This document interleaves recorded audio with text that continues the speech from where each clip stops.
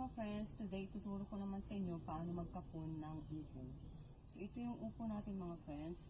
Magbibilang tayo ng 10 node. Mula dito, 1, 2, 3, 4, 5, 6, 7, 8, 9, 10. 10 na ito mga friends. So pwede na nating kapunin.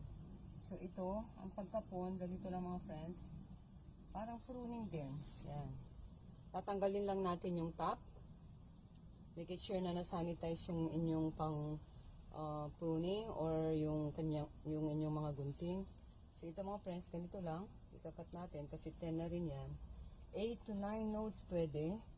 Ito 9 na rin. So pwede na natin kapunin. Ganyan lang mga friends. Para dumami yung bunga niya.